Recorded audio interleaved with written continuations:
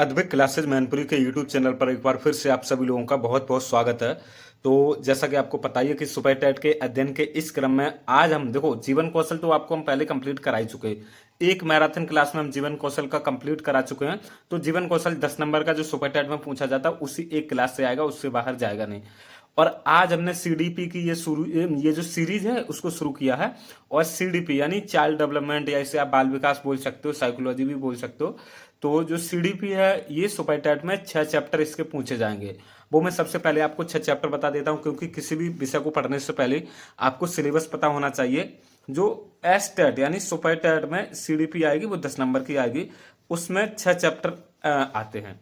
पहला चैप्टर जो है वो है आपका वैयक्तिक भिन्नता है, वैयक्तिक विभिन्नता।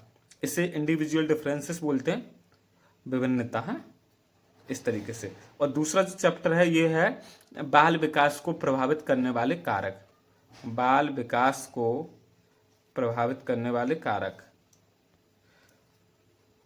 प्रभावित करने वाले कारक। और जो तीसरा है वो है आपका सीखने की आवश्यकता की पहचान, सीखने की आवश्यकता की पहचान। और जो चौथा चैप्टर है आपका वो है सीखने के लिए वातावरण, वातावरण का सृजन, सीखने के लिए या अधिगम के लिए भी हो सकता है, सीखने के लिए वातावरण का निर्माण कर देते। चलो ये 4 चैप्टर हो गए। पांचवा जो चैप्टर है आपका वो है अधिगम। नहीं, इसमें वही आ जाएंगे, हाँ अधिगम ही सही है। इसमें सारे आपके सिद्धांत वगैरह सब चीजें आ जाएंगी जो पावलव, कोहलर, थोंडाइक वगैरह हैं। और छठवां और लास्ट है दिव्यांगजनों की शिक्षा के विशिष्ट प्रबंध, यानी दिव्यांगजनों की शिक्षा का प्रबंध, इस तरीके से। तो ये आपके 6 चैप्टर हो गए। तो यही है, इससे बाहर कुछ मत पढ़ना। कई टीचर हैं उनको पता नहीं रहता तो वो बहुत सारी चीजें पढ़ाने लगते हैं, कहीं कुछ कहीं कुछ। इससे बाहर आपका आएगा नहीं, क्योंकि ये ऑफिशियल सिलेबस है सुपर टेट का। तो आज के ये जो सेशन है इसमें हम वैयक्तिक विभिन्नता यानी इंडिविजुअल डिफरेंसेस को कंप्लीट खत्म कर देंगे। और ऐसे समझ लो ये जो इंडिविजुअल डिफरेंस हम इस लेक्चर में पढ़ाएंगे, यहाँ से कोई क्वेश्चन बाहर नहीं जाएगा, क्योंकि इंडिविजुअल डिफरेंसेस से जितने भी क्वेश्चन बन सकते हैं वो हम आपको अभी आज के इस क्लास में बता देंगे। सुपर टेट की पिछली भर्ती में ना इंडिविजुअल डिफरेंसेस से एक क्वेश्चन आया था। एक जो इंडिविजुअल डिफरेंसेस के जनक हैं सर फ्रांसिस गाल्टन। कौन है? Sir Francis Galton. तो इनकी एक पुस्तक है, उसको पूछा था। इनकी पुस्तक का नाम है हेरिडिटी जीनियस। तो सुपर टेट में पूछा गया था हेरिडिटी जीनियस के लेखक कौन है, तो ये सर फ्रांसिस गाल्टन थे। तो अब आपको रूपरेखा समझ में आ गई होगी कि आज हम क्या पढ़ने वाले हैं। आज हम वैयक्तिक विभिन्नता यानी इंडिविजुअल डिफरेंसेस को कंप्लीट पढ़ने वाले हैं। ये देखो हमने इस तरीके से आपके लिए हाथ से लिख रखा, और मेहनत तो बहुत लगी, लेकिन कोई बात नहीं, हम आपके लिए लिखते ही रहेंगे। और बाकी जिन बच्चों ने सुपर टेट का बैच ले लिया उनको बहुत बहुत बधाई हो, क्योंकि हम अपना जल्दी से जल्दी सिलेबस खत्म करेंगे। और अगर आप हमारे चैनल पर पहली बार आए हैं तो सुपर टेट का बैच ले सकते हो। ये एक नंबर है 8077335992। इस नंबर पे व्हाट्सअप कर दीजिए, तो मात्र 500 रुपये में सुपर टेट की कंप्लीट प्रिपरेशन का बैच मिल जाएगा। और हम किस तरीके से करा रहे हैं, ये सब बुक्स वगैरह रखे हुए हैं, ये सब। ये तो सी टेट का, इसको नहीं। सी टेट वाले बच्चे भी कल से क्लासेज उनको मिलने शुरू हो जाएंगे। तो ये सब हमारे हैंड रिटन नोट्स बनाए हुए हैं, इन्हीं से हम अपनी सुपर टेट की प्रिपरेशन करा रहे। और कुछ इस तरीके से हम अपने बच्चों को चार्ट नोट्स भी देते हैं। ये कंप्लीट चार्ट हैं बड़ी बड़ी, ये सब बनाते हैं। तो यहाँ से क्वेश्चन बाहर जाने के चांसेस ही नहीं रहते। तो यही है कि मेहनत खुद करते हैं और मेहनत बच्चों से कराते हैं। और बाद में यूपी टेट में बहुत सारे बच्चों ने सफलता प्राप्त करी, और ऐसी सुपर टेट में हजारों की संख्या में सिलेक्शन अद्वैत क्लासेज मैनपुरी से होने वाले हैं। ओके, तो अब हम अपने इस क्लास को शुरू करते हैं। और क्योंकि हम जानते हैं आपके लिए एक एक सेकंड बहुत कीमती है, तो आपका बिल्कुल भी टाइम जाया नहीं करेंगे। शुरू करते हैं। वैयक्तिक भिन्नता, इसे इंग्लिश में क्या बोलेंगे? Individual differences, individual differences. Okay, individual differences हो गया। अब देखो 19वीं शताब्दी में सर फ्रांसिस गाल्टन ने सर्वप्रथम वैयक्तिक विभिन्नताओं का अध्ययन प्रारंभ किया। किसने? सर फ्रांसिस गाल्टन ने। और वैयक्तिक विभिन्नताओं का जनक किसको कहा जाता है? सर फ्रांसिस गाल्टन को ही कहा जाता। और 19वीं शताब्दी मतलब 1800 के बाद, 1801 1802 से 1899 तक चला है, तो वो 19वीं शताब्दी है 1900 तक। चलो, तो ये सर फ्रांसिस गाल्टन ने 19वीं शताब्दी में वैयक्तिक विभिन्नताओं का अध्ययन प्रारंभ किया था। 1869 में इन्होंने हेरेडिटी जीनियस नामक पुस्तक लिखी। इन्होंने सर्वप्रथम बुद्धि के आधार पर लोगों में इंडिविजुअल डिफरेंसेस को बताया था। मतलब इन्होंने जो बांटा था ना लोगों को, वो किसके आधार पर बांटा था? बुद्धि के आधार पर। ये अच्छी ज्यादा बुद्धि वाला, ये कम बुद्धि वाला। क्योंकि देखो अब एक शब्द में मैं बता दूं इस चैप्टर का पूरा निचोड़ क्या है। तो जो भी इस चैप्टर का पूरा कंक्लूजन है, निष्कर्ष है, वो ये है, वैयक्तिक भिन्नता। मतलब वैयक्तिक भिन्नता का मतलब ऐसा है कि किन्हीं भी दो व्यक्ति, कोई भी दुनिया में दो व्यक्ति एक जैसे नहीं हो सकते। बिल्कुल एक जैसे दुनिया में कोई भी दो व्यक्ति हो ही नहीं सकते। जैसे आप वीडियो देख रहे हो तो आप इतना समझ लो कि पूरी दुनिया में आपके जैसा दूसरा आदमी हो ही नहीं सकता। अब कई लोग कहेंगे कि ये देखो हम शकल है, मान लेते हैं आपकी हम शकल का दूसरा खड़ा कर दें, हूबहू हम शकल खड़ा कर दें, तो ये बिल्कुल आपके जैसा हो जाएगा क्या? नहीं होगा। क्यों? क्योंकि सिर्फ शकल मिल जाने से पूरी चीजें नहीं मिल गई, पूरा व्यक्तित्व नहीं मिल गया। क्यों? क्योंकि आपकी बुद्धि अलग होगी, उसकी बुद्धि अलग होगी। हो सकता है आप इंटेलिजेंट हो सकता है वो इंटेलिजेंट हो सकता है आपके सोचने का तरीका अलग हो, उसके सोचने का तरीका अलग है। हो सकता है आप सकारात्मक व्यक्ति हो और वो नकारात्मक चीजें सोचता हो। इसके अलावा सोच विचार करने का तरीका, संवेग भी अलग अलग होते हैं। देखो भले ही आपके जैसी शक्ल मिल जाएगी लेकिन संवेग तो दोनों में अलग अलग होंगे। हो सकता है आपको ज्यादा क्रोध आता हो, उसे कम क्रोध आता हो। वो बच्चों को प्यार करता हो, आप बच्चों से थोड़ा कम प्यार करते हो। तो ऐसा समझ लो कि व्यक्तिगत विभिन्नता का पूरा जो अर्थ है वो एक लाइन में मैंने बता दिया कि दुनिया में कोई भी दो व्यक्ति एक जैसे नहीं हो सकते। यानी दुनिया में हर किसी व्यक्ति में विभिन्नताएं पाई जाती हैं, यही व्यक्तिगत विभिन्नता है। अब सवाल उठता है कि हम इसका अध्ययन क्यों कर रहे हैं? तो देखो इसका अध्ययन हम इसलिए कर रहे हैं क्योंकि हम सब लोग भावी टीचर हैं। अब टीचर हैं तो हमें व्यक्तिगत विभिन्नता इसलिए समझनी चाहिए क्योंकि जब हम कक्षा में जाएंगे तो वहां पर कई बच्चे होंगे ना, मान लो 40 बच्चे हैं, तो वो सब एक दूसरे से खुद से अलग हैं। ऐसा नहीं कि सभी में एक जैसा दिमाग है, सभी एक जैसे परिवार से आते हैं, सभी की एक जैसी सोच है, सभी की एक जैसी उम्र है। नहीं, कोई बड़ा कोई छोटा होगा, कोई गरीब होगा कोई अमीर होगा, क्योंकि आर्थिक स्थिति भी व्यक्तिगत विभिन्नता का ही एक पार्ट होता है? और किसी के घर में कैसा माहौल होगा तो किसी घर में दूसरा माहौल होगा। मतलब कोई बच्चा है तो उसके घर में मान लो बड़े बुजुर्ग जो हैं वो शराब वगैरह पीते हैं, और किसी घर में बहुत अच्छा पूजा पाठ होता, तो उनकी विभिन्नताएं अलग होंगी ना, क्योंकि उनके विचार अलग होंगे। तो हम व्यक्तिगत विभिन्नताओं का अध्ययन इसीलिए कर रहे हैं क्योंकि जब हम कक्षा में जाएंगे तो बच्चे कई होंगे, तो उनमें व्यक्तिगत विभिन्नताएं हैं, हमें उनको ध्यान में रखते हुए शिक्षण कार्य करना है। आया समझ में आपको कि जो भी विभिन्नताएं हैं हमें उनको ध्यान में, अभी आप सिर्फ सुनो क्योंकि सुनना ज्यादा इंपॉर्टेंट है। आप लोग ना चिंतन स्तर का अध्ययन कर रहे हो, अभी आप जो अध्ययन के स्तर होते हैं ना, अब वो जिस स्तर चिंतन स्तर, जो चिंतन स्तर पे हो, अगर मैं आपको कुछ बता दूंगा ना तो दिमाग में फिट कर लीजिए और यहीं से जोड़ मोड़ करके आप क्वेश्चन को सही कर लोगे। ऐसा नहीं है एज इट इज मैं बता दूं ए फॉर एप्पल फिर बच्चे की तरह लिख दूं ए फॉर एप्पल, नहीं। मैं जो कुछ भी बोल रहा हूं यहीं से आपके क्वेश्चन का आंसर निकल जाएगा। तो इतना हमारी बात सुनिए। बाकी जो बच्चे बहुत कमजोर है ना, उन्हें भी अपने यहाँ समझ में आता पूरी तरीके से। और यूपी टेट में हमारे बहुत से बच्चे कैंडिडेट्स जो है ना क्वालिफाई भी करे हैं। सिर्फ 15 दिन ही पढ़ाया था यूपी टेट में और हजारों सिलेक्शन, मतलब हजारों बच्चे ने क्वालिफाई कर लिया। और अब मैं क्या करूंगा, यूट्यूब का जो कम्युनिटी पोस्ट है वहां पे उनके मैसेज भी डाल दूंगा। बाकी आप लोग भी कम्युनिटी पोस्ट जरूर देखना क्योंकि वहां पर हम इंपॉर्टेंट आपकी अध्ययन सामग्री डालते रहते हैं और शॉर्ट वीडियो बना के भी डालते रहते हैं। तो यही है व्यक्तिगत विभिन्नता, समझ गए आप? कोई भी दो व्यक्ति एक जैसे नहीं होते, यही व्यक्तिगत विभिन्नता। अब हम थोड़ा सा जल्दी करते हैं। तो ये तो बताई दिया। 19वीं शताब्दी में सर फ्रांसिस गाल्टन ने सर्वोत्तम व्यक्तिगत विभिन्नता का अध्ययन किया और 1869 में उन्होंने हेरेडिटी जीनियस नामक पुस्तक लिखी। इन्होंने सर्वोत्तम बुद्धि के आधार पर लोगों में इंडिविजुअल डिफरेंसेस को बताया था। अब व्यक्तिगत विभिन्नता क्या होती है? किन्हीं दो व्यक्तियों का एक जैसी समानता रखते हुए भी मानसिक व शारीरिक रूप से भिन्न होना व्यक्तिगत विभिन्नता कहलाती है। अर्थात किन्हीं दो व्यक्तियों का परस्पर एक सा ना होना ही व्यक्तिगत विभिन्नता है और यह विभिन्नता जुड़वा बच्चों तक में पाई जाती है। इतना याद रखो कि इस क्लास को करने के बाद आपका इंडिविजुअल डिफरेंसेस से सुपर टेट में 1 या 2 क्वेश्चन पूछा जाएगा, वो बाहर नहीं जाएगा। अब स्किनर क्या कहते हैं? स्किनर कहते हैं कि मापन किया जाने वाला व्यक्तित्व का प्रत्येक पक्ष व्यक्तिगत भिन्नता का अंश है। मतलब मापन किया जाने वाला व्यक्तित्व का प्रत्येक पक्ष व्यक्तिगत भिन्नता का अंश है। जबकि जेम्स ड्रेवर क्या कहते हैं? कोई भी दो व्यक्तियों का परस्पर एक सा ना होना ही व्यक्तिगत भिन्नता है। तो देखो दो व्यक्ति तो वैसे भी परस्पर एक से नहीं होंगे, तो यही व्यक्तिगत भिन्नता। अब देखो प्रकृति का नियम है कि संपूर्ण संसार में कोई भी दो व्यक्ति पूर्णतः एक जैसे नहीं हो सकते और उनमें कुछ ना कुछ भिन्नताएं अवश्य पाई ही जाती हैं। तो ये तो सही बात है भाई।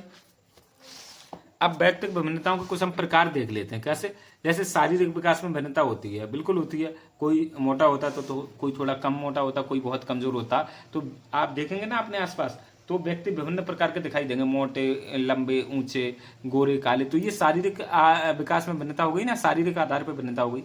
बौद्धिक स्तर पर भी आधारित भिन्नता होती है। बिल्कुल हर किसी का बौद्धिक स्तर जो है ना, ये एक जैसा नहीं होता। और मैं दोस्तों थोड़ा सा समझाता हूँ चीजों को और रिपीट भी करता हूँ, आप प्लीज ऑफेंड मत होइए, क्योंकि हम ये चाहते हैं कि आपको समझ में आ जाए अच्छी तरीके से और आप एग्जाम में अपना क्वेश्चन सही कर दो। क्योंकि जब तक आप सिलेक्शन नहीं लोगे तब तक हमारे पढ़ाने का कोई मतलब नहीं है। बाकी तो हम जानते हैं कितना शिक्षा के नाम पे व्यवसायीकरण किया जा चुका है और कितना किया जा रहा है। हमें सिर्फ ये मतलब कि आपका एग्जाम अच्छा हो जाए और आपका सिलेक्शन हो जाए, इसीलिए हम थोड़ा डिटेल में बताते हैं। ऐसा मत समझिए हम आपका टाइम वेस्ट करते हैं, बिल्कुल नहीं, हम आपको समझाने के तरीके से करते हैं। तो बौद्धिक स्तर पर तो विभिन्नता होती है। क्यों? देखो, हर किसी का बौद्धिक स्तर अलग अलग होता है। कलाम जी अपनी बुद्धि का उपयोग करके देखो कहाँ पे पहुंच गए, साइंटिस्ट लोग अपनी बुद्धि का उपयोग करके कहाँ पे पहुंच जाते हैं। वहीं पर हमारे अंदर भी वही बुद्धि है, लेकिन हम लोग देखो कहाँ पे पड़े रहते हैं, बिल्कुल भी कुछ नहीं कर पाते। तो अब आप खुद ही समझ रहे होगे कि बौद्धिक स्तर पर भी भिन्नता होती है। उपलब्धि में भिन्नता, बिल्कुल, कोई नौकरी लगा लेता है, कई बच्चे नौकरी नहीं लगा पाते, तो ये उनकी उपलब्धि ही तो है। कोई आईएएस बन जाता है तो कोई देखो पियून भी नहीं बन पाता और बहुत होशियार होता है, पढ़ाई करता है। तो कई बच्चे उपलब्धि स्तर में अलग अलग होते हैं। लैंगिक भिन्नता तो होती है। देखो, कोई पुरुष है, कोई आपका महिला होता है, कोई ट्रांसजेंडर है। तो इस तरीके से लैंगिक भिन्नता तो होती है सभी लोगों में। उपलब्धि में भिन्नता, ये तो देखो इसी का हो गया, और ये थोड़ा सा माफी चाहेंगे, ये सेम हो गया। व्यक्तित्व में भिन्नता होती है, क्योंकि जो युंग है ना, उन्होंने व्यक्तित्व के 3 प्रकार बताए हैं, अंतर्मुखी, बहिर्मुखी और उभयमुखी। तो देखो व्यक्तित्व में भिन्नता होती है। कई सब लोगों से घुल मिल जाता है। कोई व्यक्ति अकेले में रहना पसंद करते हैं, कोई व्यक्ति बाहर घूमना पसंद करते हैं, कोई व्यक्ति कमरे में खुद को बंद करना अच्छा लगता है। तो ये व्यक्तित्व में भिन्नता हो गई। उसी तरीके से संवेगात्मक स्तर पर भी भिन्नता होती है। संवेग मतलब यही, कोई क्रोधी होता है, कोई प्यार करने वाला होता, कोई डरता है। तो इस तरीके से तो सभी के संवेग भी अलग अलग होते हैं, एक जैसे नहीं होते हैं। कोई छिपकली से डर जाता है तो कोई सांप को भी पकड़ लेता है हाथ से। तो कहीं ना कहीं ये देखो संवेगों में विभिन्नता है उन लोगों में। तो अब आपको समझ में आ गया होगा व्यक्तिगत विभिन्नता होती क्या है? बाकी इतना याद कर लो, ये इंपॉर्टेंट क्वेश्चन है, हेरिडिटी जीनियस वाला। और ये इंपॉर्टेंट है कि व्यक्तिगत विभिन्नता के जनक जो है सर फ्रांसिस गाल्टन है, और इन्होंने ही सबसे पहले बुद्धि शब्द का भी प्रयोग 1885 में किया था। इन्होंने, फ्रांसिस गाल्टन ने। आगे देखो, व्यक्तिगत भिन्नता को प्रभावित करने वाले कारक, तो कुछ ऐसे कारक होते हैं जिनके द्वारा व्यक्तिगत भिन्नता पाई जाती है। क्या? वंशानुक्रम। तो वंशानुक्रम तो देखो हर किसी को प्रभावित करता है। कोई भी प्रभावित करने वाला कारक आ जाए तो आप वंशानुक्रम और वातावरण जरूर लगा देना, क्योंकि सभी प्रकार की चीजों में वंशानुक्रम और वातावरण, ये 2 चीजें होती हैं, ये प्रभावित करती हैं। देखो, व्यक्तिगत भिन्नता का यह सबसे प्रमुख कारक है क्या? वंशानुक्रम। चूंकि वंशानुगत विशेषता माता पिता दोनों से बच्चों को मिलती है, इसलिए उनमें भिन्नता स्वाभाविक है। अब देखो, वंशानुक्रम किस तरीके से बालक को प्रभावित करेगा? मेरी बात सुनो, वंशानुक्रम होता क्या? जो हमें माता पिता से जीन्स के द्वारा गुण मिलते हैं, यही तो वंशानुक्रम है? तो वंशानुक्रम हर किसी का अलग अलग होता है। कैसे? देखो, जब मैं आपको पूरी डिटेल से ही बता देता हूँ, चलिए थोड़ा सा टाइम लगेगा, समझ जाओगे। देखो, पिता के यहाँ से स्पर्म आया और माता के यहाँ से ओवम आया, ठीक है। ये दोनों जब मिले तो ये जायगोट का निर्माण हुआ। किसका? जायगोट का निर्माण है, युग्मनज बोलते हैं। तो अब देखो, यहाँ से इन दोनों में 23 जोड़ी गुणसूत्र होते हैं। कितने? 23 जोड़ी, मतलब 46। कितने गुणसूत्र आते हैं? 46 गुणसूत्र आते हैं। अब देखना आप एक अच्छी चीज, अब ये बायोलॉजी भी आपकी यहाँ से तैयार हो जाएगी। 23 आएंगे इधर से, 23 आएंगे इधर से, तभी तो 46 होंगे। अब देखो, 22 और 22 ये दोनों सेम होते हैं, ऑटोसोम्स बोलते हैं इनको, ऑटोसोम्स। तो ये समान होते हैं। लेकिन 23वां और इधर भी 23वां, महिलाओं में ये एक्स होता, जबकि पुरुषों में ये XY होता। समझ में आया? तो अब देखो, अगर इधर से X आएगा, X किसी भी X से मिल जाएगा तो देखो लड़की पैदा होगी। क्या? लड़की। और ये Y किसी भी X से मिल जाएगा तो XY बन जाएगा, तो फिर लड़का पैदा होगा। अब मेरी एक चीज सुनो, इधर माता इधर पिता, ये दोनों अलग अलग हैं। अब इनके द्वारा जो आपके ऑटोसोम्स आए हैं तो ऑटोसोम्स और ये आपके जीन्स आए हैं, तो प्रत्येक जीन्स पर बहुत सारे लक्षण पाए जाते हैं। देखो, पहली बात तो ये जो ऑटोसोम्स होते हैं ना, 22 ऑटोसोम्स होते हैं, और जो 23वां होता है इसे सेक्स क्रोमोसोम्स बोलते हैं। क्या? Sex chromosomes. ये लिंग निर्धारण होता है, 23वां। अब ये जो 22 आए हैं ऑटोसोम्स, इस पे असंख्य जीन्स पाए जाते हैं। कितने? असंख्य जीन्स। एक ऑटोसोम्स में बहुत सारे जीन्स पाए जाएंगे। अब देखो, जब एक ऑटोसोम में बहुत सारे जीन्स हैं तो एक जीन्स पे बहुत सारे लक्षण होते हैं, तो इसी तरीके से आप देख सकते हो जो बालक होता है वो माता और पिता के लक्षणों से युक्त होता है, कई सारे लक्षण पाए जाते हैं। अब देखो, माता अलग पली बड़ी है, पिता अलग पले बड़े हैं, तो इन दोनों का मिश्रण कोई बालक बनेगा। तो देखो ये अलग दुनिया में अलग होगा, क्योंकि दूसरे बालक के माता पिता के जीन्स अलग होंगे, गुण अलग, जीन्स अलग होंगे, और इसके जीन्स अलग हैं, तो ये दुनिया में अलग व्यक्तित्व वाला बनेगा या नहीं बनेगा। तो इस तरीके से आनुवांशिक जो है, वंशानुक्रम जो है, ये बालक में व्यक्तित्व भिन्नता का एक प्रमुख माध्यम है। सबसे ज्यादा प्रमुख माध्यम बालक में व्यक्तित्व भिन्नता का कौन होता है? वंशानुक्रम। अब वातावरण देख लेते हैं। व्यक्तित्व भिन्नता हेतु ये दूसरा सबसे बड़ा जिम्मेदार कारक है। क्या? दूसरा सबसे बड़ा जिम्मेदार, क्योंकि पहला सबसे ज्यादा जिम्मेदार कारक तो वंशानुक्रम हो गया, और वातावरण दूसरा सबसे ज्यादा जिम्मेदार कारक है। व्यक्ति जैसे वातावरण में रहेगा उसका व्यक्तित्व वैसा ही बनेगा, अतः व्यक्तित्व भिन्नता का पाया जाना स्वाभाविक है। सही बात है, जैसा वातावरण उसको मिल जाएगा उसी प्रकार का वो व्यक्ति बन जाएगा। और एक चीज और याद कर लेना, जो आपके लक्षणों के वाहक कौन होते हैं? वंशानुक्रम लक्षणों का वाहक किसको माना जाता है? ये क्वेश्चन आ चुका कई बार। वंशानुक्रम लक्षणों का वाहक कौन होता है? जीन्स बोला जाता है, जीन्स। ओके, तो आप समझ गए, जैसे बालक जिस प्रकार के वातावरण में रहेगा उसका व्यक्तित्व वैसा ही होगा। जैसे पढ़े लिखों के बीच में रहेगा तो बालक पढ़ा लिखा एकदम अच्छी सोच वाला बनेगा। जैसे जो उद्योगपति है ना बड़े बड़े, ये अपने बच्चों को विदेश में पढ़ने भेजते हैं, और ये MBA BBA वगैरह बड़ी बड़ी डिग्रीज कराते हैं, पर उनके बच्चे भी बहुत उद्योग में माहिर होते हैं। अब कोई जैसे गंदी बस्ती में बालक रहे निम्न स्तर के, तो वो उसकी सोच वैसी होगी। जैसी बस्ती में जैसे वातावरण में रहेगा वैसा बालक बनेगा। तो ये देखो व्यक्तित्व भिन्नता हो रही है यहीं से। एक वुडवर्थ का ये कथन है, याद करो, बहुत इंपॉर्टेंट है। पौधे की आनुवांशिकता उसके बीज में होती है, लेकिन वह कैसा पौधा बनेगा यह उसके एनवायरमेंट पर निर्भर करता। बिल्कुल सही, मैं समझा देता हूँ कैसा। अगर कोई बहुत उपजाऊ बीज है और उसको हम ऊसर में गाड़ दें, किसमें? जहां कम उपजाऊ भूमि है, ऊसर, तो बीज नहीं उपजेगा, क्योंकि उसे उचित एनवायरमेंट मिला ही नहीं है। वहीं पर यदि कम उपजाऊ बीज को भी हम अच्छे खेत में गाड़ दें और उचित रूप से पानी व खाद दें और उसकी देखभाल करेंगे तो वह बड़ा पौधा बन जाएगा। तो आप समझ गए, वंशानुक्रम इतना इंपॉर्टेंट नहीं जितना इंपॉर्टेंट वातावरण है। और एक सीटेट वालों के लिए क्वेश्चन अभी तैयार कर दे रहे, जरूर पूछा जाएगा। आप दे रहे तो अच्छा, नहीं दे रहे तो अच्छा, आधा मिनट लगेगा। एक होता प्रकृति पोषण विवाद। क्या? प्रकृति पोषण विवाद। प्रकृति पोषण विवाद, तो ये क्या होता? प्रकृति का अर्थ होता वंशानुक्रम। क्या? वंशानुक्रम। और पोषण का अर्थ क्या होता? पोषण का अर्थ होता वातावरण। ये दो चीजें होती हैं, बस यही लोग समझ नहीं पाते और उनका क्वेश्चन गलत हो जाता। अब आगे देखते हैं। तो समझ गए, वातावरण तो बहुत ही ज्यादा इंपॉर्टेंट है। जैसा वातावरण मिलेगा बालक वैसा बन जाएगा।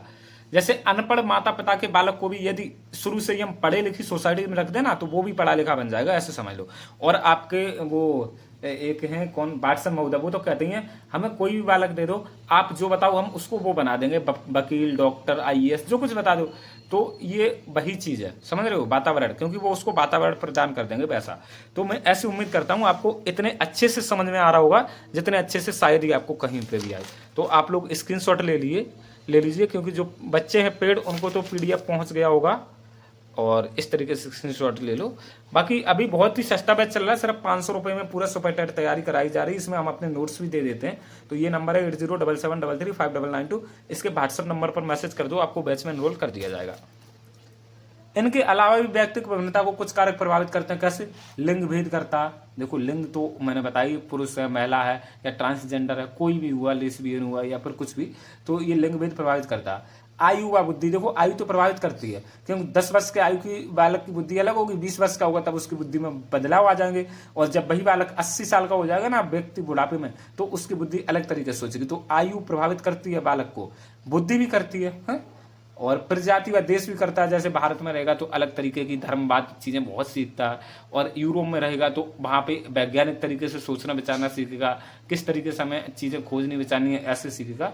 तो ये देश कर रहा, और प्रजाति तो करती है। जैसे अफ्रीका में जैसे कोई ऐसी प्रजाति पाई जाती काली काली, तो वो बंदर अंदर मारते रहते हैं, तो उस वहाँ पे अलग तरीके का अलग सोच विचार करता। और वहीं डेवलप कंट्री में पहुंच जाए तो अलग। तो मैं ये उदाहरण दे रहा हूँ, प्लीज अपने मतलब कोई ऐसा विवाद खड़ा करना मेरा कोई मकसद नहीं। परिपक्वता करती है बालक को, मतलब जो प्रभावित करती है, परिपक्वता जो है व्यक्तित्व भिन्नता को प्रभावित करती है। आर्थिक स्थिति भी करती है, और शिक्षा भी करती है। अगर बालक शिक्षावान होगा तो अलग तरीके से सोच विचार करेगा, जिंदगी में अलग चीजें हासिल करेगा।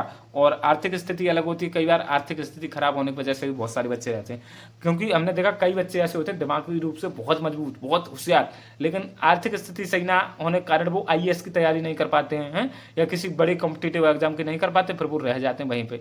तो आर्थिक स्थिति तो करती है। अब व्यक्तिगत विभिन्नताओं पर आधारित कुछ विधियां हैं, ये बहुत इंपॉर्टेंट है, आपका हर जगह ये काम आती हैं। प्रोजेक्ट पेडाली, तो प्रोजेक्ट पेडाली के जन्मदाता कौन है? किलपैट्रिक है। और यह पेडाली करके सीखो पर बल देता है, मतलब करके सीखना पर बल देती है, ये पेडाली है। दूसरी है इकाई या बेनेट का पेडाली, तो बेनेट का पेडाली को मैंने पहले भी आपको पढ़ा चुका हूँ, कार्लटन वॉसबोर्न है इसके जन्मदाता या इसके जनक। और इकाई पेडाली में क्या किया जाता? पाठ्यक्रम को छोटे छोटे भागों में विभाजित कर लिया जाता और इसमें बालक को ग्रेड प्रदान किया जाता। अब आगे देखते, देखो ज्यादा नहीं है, इतना ही है, इतना बस है, इतना तो अभी हो जाएगा, जल्दी खत्म हो जाएगा। अब डेक्रोली पेडाली देखते हैं, इसके प्रवर्तक ओविड डेक्रोली है। और इस पेडाली में विद्यालय का जो वातावरण है ये प्राकृतिक होता है और बालकों का विभाजन रुचि व क्षमता के अनुसार इसमें किया जाता है डेक्रोली पेडाली में। अब किंडरगार्टन पेडाली देखते थे, तो इसके जन्मदाता कौन? फ्रोबेल है। ये तो सब जानते हैं हम, किंडरगार्टन के जन्मदाता फ्रोबेल है। और किंडरगार्टन का अर्थ क्या होता है? बच्चों का बगीचा, बच्चों का बगीचा। और फ्रोबेल का एक कथन है, इंपोर्टेंट, याद कर लो, विद्यालय को उन्होंने बगीचा कहा है, शिक्षक को माली कहा और बच्चे की तुलना पौधे से की है। अब मांटेसरी पेडाली देखते हैं, तो इनके जन्मदाता कौन है? इनकी जो प्रवर्तक है वो मारिया मांटेसरी है। और इसमें शिक्षा ज्ञानेंद्रियों व कर्मेंद्रियों के माध्यम से दी जाती है, इंपोर्टेंट है। ऐसे क्वेश्चन पूछा जा सकता, किस शिक्षण विधि में या किस पेडाली में शिक्षा ज्ञानेंद्रियों व कर्मेंद्रियों के माध्यम से दी जाती है? तो मांटेसरी पेडाली में दी जाती है। अब ह्यूरिस्टिक पेडाली देख लेते हैं, तो इसके जन्मदाता आर्मस्ट्रॉन्ग है। इसे ह्यूरिस्टिक भी बोलते हैं, इसे खोज विधि भी बोलते हैं और इसी को अन्वेषण विधि भी बोलते हैं। लिख देते हैं हम क्योंकि ये जरूरी है। खोज विधि, खोज व अन्वेषण विधि, ये तो हर जगह पूछा जाता। तो ह्यूरिस्टिक अर्थ होता खोज करना। अब बेसिक शिक्षा प्रणाली देखते हैं, ये महात्मा गांधी जी ने दी थी और इसमें निःशुल्क व हस्त, इसमें बेसिक शिक्षा प्रणाली महात्मा गांधी जी कहते हैं कि बच्चों को शिक्षा निःशुल्क देनी चाहिए और इन्होंने हस्तकला पर आधारित शिक्षा की व्यवस्था की थी।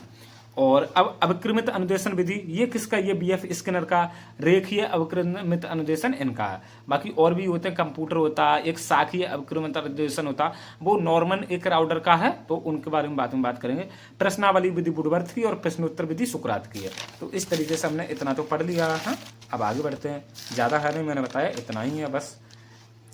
वैयक्तिक विभिन्नताओं का मापन, वैयक्तिक विभिन्नताओं का मापन के लिए 4 मापनी दी जाती हैं जो बहुत प्रमुख होती हैं। और ऐसे समझ लो, ये जो मापनी है यहाँ से क्वेश्चन हर बार आता है और फिर से पूछा जाएगा और इनको डिटेल में कोई नहीं पढ़ाता, हम आपको डिटेल में पढ़ाएंगे, हैं, समझा देंगे अच्छे तरीके से। ऐसा समझना कि हम हमारी वो आदत नहीं है कि एक तरफ से पढ़ते हुए निकल जाए, नहीं, हम पूरे डिटेल से समझा देते हैं।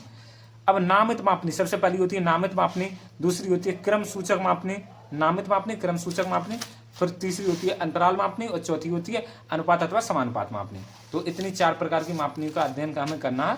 अब हम नामित मापनी देखते हैं। यह सर्वाधिक प्राचीन मापनी है, नामित मापनी। यह मापन की सबसे सरल व प्राथमिक मापनी है। इसमें केवल वर्गीकरण किया जाता है, क्या? श्रेणी बांटी जाती है, मतलब इसमें केवल वर्गीकरण यानी क्लासिफिकेशन किया जाता है इस मापनी में, नाम, वर्ग या श्रेणी के आधार पर। इसमें श्रेष्ठता या निम्नता नहीं बताई जाती है, कौन श्रेष्ठ है, कौन निम्न है, कौन अच्छा कौन खराब, ये नहीं बताया जाता। इसमें जोड़ घटाव गुणा भाग की क्रियाएं भी नहीं की जाती। अब नामित मापनी क्या? केवल नाम बताती है, ना कि क्रम। ये ट्रिक है, नामित मापनी केवल नाम बताती है, ना कि क्रम। अब उदाहरण देख लेते हैं कैसे है।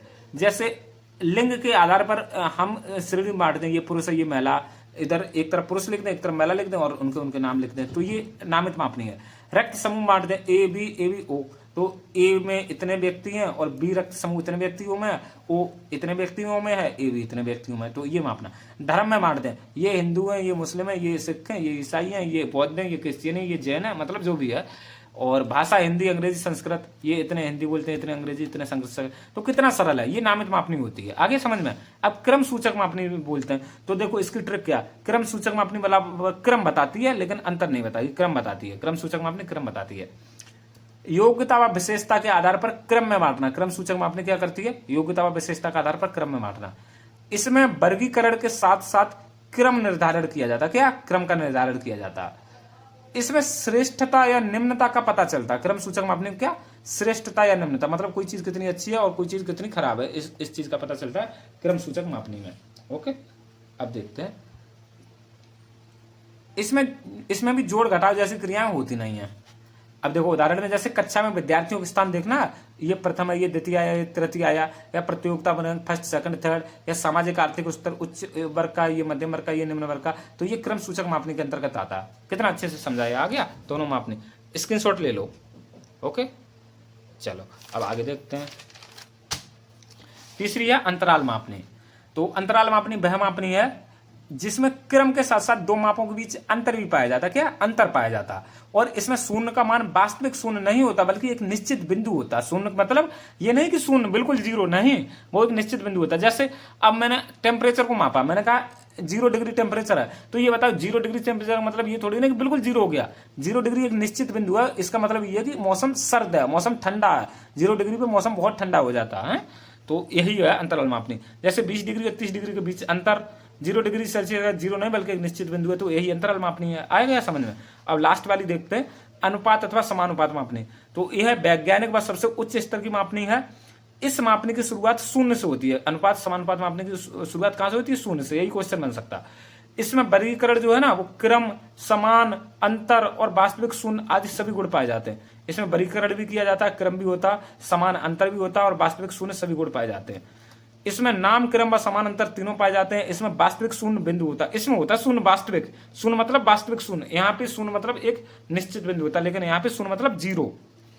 इसमें गणितीय संक्रियाएं सभी होती हैं, जोड़ घटा गुणा भाग सब होता है, लेकिन इसमें जोड़ घटा होता है, गुणा भाग नहीं होता है। लिख देते हैं, इसमें जोड़ घटाव होता है परंतु गुणा भाग नहीं होता। आगे समझ में कितने अच्छे से आया।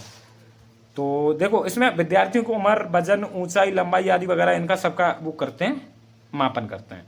ये बताई दिया, यह मापन की सबसे वैज्ञानिक व सटीक मापनी मानी जाती है, अनुपात मापनी। चलो अब आगे बढ़ते हैं। इतना ही बचा, ज़्यादा नहीं बचा। थोड़ा सा धैर्य रखिए, क्योंकि अगर किसी क्लास को शुरू किया तो उसको अंत तक पहुंचाना हमारी जिम्मेदारी होती है। वैयक्तिक विभिन्नताओं का शिक्षा में प्रभाव और महत्व देख लेते हैं। वैयक्तिक विभिन्नता में शिक्षा, वैयक्तिक विभिन्नता है ना, इसका शिक्षा में क्या प्रभाव है और क्या महत्व है। तो छात्रों का वर्गीकरण करने में वैयक्तिक विभिन्नताओं का उपयोग किया जाता है। ठीक है। शिक्षण कार्य को प्रभावशाली बनाने में वैयक्तिक विभिन्नता बहुत जरूरी है, क्योंकि तभी तो हम समझेंगे कौन सा बालक किस स्तर का। शिक्षण विधियों के चयन में वैयक्तिक विभिन्नता का महत्वपूर्ण स्थान है, और छात्रों को समझने में, छात्रों को समझने में व छात्रों को समझाने में वैयक्तिक विभिन्नता का एक महत्वपूर्ण स्थान होता है। तो समाज में पाई जाने वाली जो वैयक्तिक विभिन्नता, ये किस स्तर की होती है? तो जाति व धर्म आधारित विभिन्नता समाज में पाई जाती है। पता ही है, जाति व धर्म आधारित। वैयक्तिक विभिन्नता कैसी? मात्रात्मक अथवा संख्यात्मक होती है, गुणात्मक नहीं होती है। और सुनो सबसे इंपॉर्टेंट, वैयक्तिक विभिन्नता का मापन किया जा सकता है। क्या? वैयक्तिक विभिन्नता का मापन किया जाता है, किया जा सकता, ये समझ लो आप। मापन किया जा सकता मतलब अंकों में इसकी वैल्यू दी जा सकती है। अब ये देखो, हेरिडिटी जीनियस, ये मैंने बताई था, नामक पुस्तक सर फ्रांसिस गाल्टन द्वारा लिखी गई है। वैयक्तिक विभिन्नता पर सर्वप्रथम अध्ययन 1869 में इन्होंने ही शुरू किया था, और 1885 में सबसे पहले इन्होंने बुद्धि शब्द भी दिया था। इतना याद कर लेना। 1885 शायद, हाँ 1885 में, बिल्कुल 1885 में सबसे पहले बुद्धि शब्द दिया था, बुद्धि शब्द, क्योंकि बिने ने 1905 में किया था अपना जो भी है। शारीरिक दृष्टि से रंग, रूप, आकार, रुचि, उपलब्धि आदि की भिन्नता वैयक्तिक भिन्नता कहलाती है। ये तो पता ही है, शारीरिक रूप से कैसा, रंग रूप अलग अलग होगा, आकार अलग होगा, रुचि अलग होगा, उपलब्धि आदि होती है। अब देखो, मानसिक भिन्नता को सर्वप्रथम किसने बताया था? ये फ्रीमैन व फ्लोरी ने बताया था। इतना याद करो, ये क्वेश्चन इंपॉर्टेंट है, बहुत इंपॉर्टेंट क्वेश्चन है कि मानसिक भिन्नता को सर्वप्रथम किसने? फ्रीमैन व फ्लोरी ने बताया था। फ्रीमैन व फ्लोरी का वैयक्तिक भिन्नता का संभावित ग्राफ, इन्होंने एक ग्राफ भी दिया था, इसको देख लेते हैं। देखो ये जो है ना, ये लाइन, इसको दुनिया में सबसे ज्यादा 50% जो व्यक्ति होते हैं ये सामान्य श्रेणी के होते हैं। अब 16% व्यक्ति सामान्य से ऊपर होते हैं, तो 16% ही सामान्य से नीचे होते हैं। 7% व्यक्ति प्रखर बुद्धि के होते हैं, मतलब अच्छी बुद्धि, तेज बुद्धि, तो उसी रेशियो में 7% पुरुष मंद होते हैं, मतलब व्यक्ति। अब 2% प्रतिभाशाली होते हैं, ये जिनका बुद्धि लब्धि 140 से अधिक होता है, 140 प्लस। उसी तरीके से 2% सबसे जड़ होते हैं। तो ऐसे समझ लो, ये सामान्य हो गए 16। अब ऊपर चलोगे तो अच्छे व्यक्ति आएंगे, 16% सामान्य से भी अच्छे, 7% इनसे भी अच्छे प्रखर, और 2% प्रतिभाशाली। अब नीचे चलोगे तो उल्टा होगा, गलत, मतलब कम प्रतिभाशाली लोग मिलेंगे। 16% सामान्य से नीचे, 7% मन और 2% जड़। ये याद कर लो, ये फ्रीमैन व फ्लोरी का वैयक्तिक विभिन्नता का संभावित ग्राफ है। अब ये भी देख लेते हैं। वैयक्तिक विभिन्नता ना ये दो प्रकार की होती है, एक होती है अंतः वैयक्तिक भिन्नता और एक होती है अंतर वैयक्तिक विभिन्नता। अंतः वैयक्तिक भिन्नता को इंग्लिश में इंटर इंडिविजुअल डिफरेंसेस बोलते हैं, जबकि अंतर वैयक्तिक भिन्नता को इंट्रा इंडिविजुअल डिफरेंसेस बोलते हैं। अभी समझ लो क्या होता। अंतः मतलब खुद के अंदर, जब किसी व्यक्ति के खुद के अंदर जो वैयक्तिक विभिन्नता होती हैं उसको अंतः वैयक्तिक विभिन्नता कहते हैं। और अंतर वैयक्तिक विभिन्नता मतलब जब किसी व्यक्ति को दूसरे से कंपेयर करते हैं, मतलब दो या दो से अधिक व्यक्तियों के बीच जब वैयक्तिक विभिन्नता का निर्धारण करते हैं तो हम अंतर वैयक्तिक विभिन्नता बोलते हैं उसको। तो कितने अच्छे से समझ में आ रहा, बहुत अच्छे से आ रहा। अंतर वैयक्तिक विभिन्नता जैसे मान लो मैं हूं, मैंने कहा कि मैं चलो पढ़ाई तो कर लेता हूं लेकिन मैं मान लो मजदूरी नहीं कर पाऊंगा ना, तो ये चीज देखो खुद के ही अंदर आ गई। और या मान लो कोई दूसरा उदाहरण ले लेते हैं, मान लेते हूँ मैं क्रिकेट तो अच्छा खेल लेता हूँ लेकिन मैं संगीत में अच्छा नहीं हूँ, तो देखो विभिन्नता आ गई। संगीत, गायन, नाटक या डांस में अच्छा नहीं हूँ।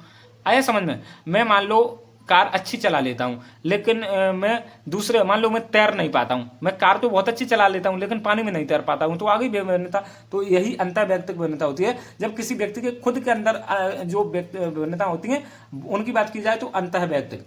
अब अंतर वैयक्तिक जब दो या दो से अधिक व्यक्तियों में विभिन्नता, मान लो मेरा दोस्त है वो बहुत अच्छी पढ़ाई करता है, मैं नहीं कर पाता हूं, तो ये अंतर हो गया। मान लो मेरा दोस्त है वो बहुत तेज दौड़ लेता है, मैं तो तेज नहीं दौड़ पाता हूं, तो ये अंतर हो गया दो या दो से अधिक व्यक्तियों में। तो कितने अच्छे से समझ में आ गए। बस अब यही है, उनको पढ़ देता हूं। अंतर वैयक्तिक भिन्नता क्या होती है? किसी भी व्यक्ति के स्वयं के अंदर की भिन्नताएं इसी में आती हैं, क्योंकि व्यक्ति के अंदर या अंदर करो अंदर सभी तत्व बराबर नहीं होते हैं, उनमें भिन्नताएं पाई जाती हैं। जैसे कोई बालक क्रिकेट अच्छा खेलता है, जरूरी नहीं वह पढ़ाई में भी अच्छा हो। अब अंतर वैयक्तिक भिन्नता देख लेते हैं।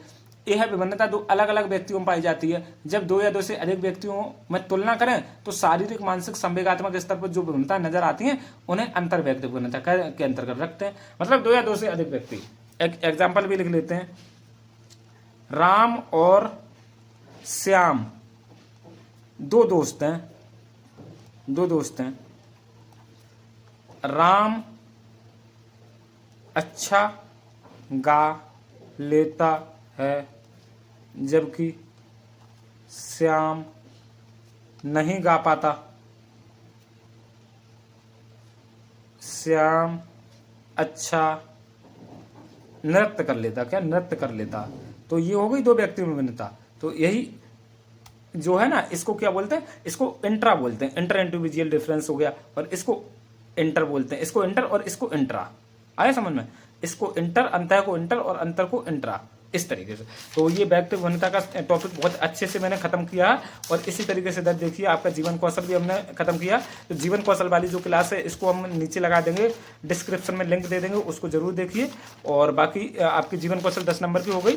और जल्दी इस तरीके से CDP की 6 चैप्टर है ना, 6 चैप्टर में खत्म कर देंगे 6 क्लासेज में, तो 20 नंबर आपका कंप्लीट हो जाएगा। फिर हम जल्दी से जल्दी आपका जो तीसरा टॉपिक है शिक्षण कौशल, उसको भी खत्म कर देते हैं। तो सबसे पहले यहाँ पे सिलेबस कराया जाएगा और बहुत जिम्मेदारी से पढ़ाई कराई जाती है। बिल्कुल भी ऐसा नहीं है कि हम आपका टाइम खराब करें या क्या, ऐसा कुछ नहीं है। तो आप हमारे बैच में एडमिशन ले सकते हो। 80 77 33 59 92। बाकी CTET के लिए कल से क्लास चालू हो जाएंगे, और ऐसी क्लास चालू होंगी कि यकीन करो कि ऐसा पूरे यूट्यूब पर बैच नहीं आया होगा, या पूरे यूट्यूब पर CTET की ऐसी कोई पढ़ाई नहीं करा रहा होगा। वैसी पढ़ाई करके मतलब सिलेक्शन तो नहीं, रिकॉर्ड क्वालिफिकेशन, मतलब बहुत बच्चे क्वालिफाई करेंगे ना इनको। CTET को क्वालिफाई एग्जाम है तो रिकॉर्ड क्वालिफिकेशन देने वाले हैं। तो आप सब लोग चैनल को सब्सक्राइब कर लीजिए और वीडियो को लाइक कर दीजिए, अपने दोस्तों तक शेयर कर दीजिए। और अगर चीज़ पूछनी हो कोई चीज़ तो कमेंट में बता दीजिए। बाकी एक क्वेश्चन हम आपसे पूछ लेते हैं। सर फ्रांसिस गाल्टन की पुस्तक का नाम बताओ। पुस्तक का नाम बताओ। ये सुपर में पहले क्वेश्चन आ चुका। क्या? सर फ्रांसिस गाल्टन की पुस्तक का नाम बताओ। ओके, कमेंट में ये सब लोग बताना। धन्यवाद।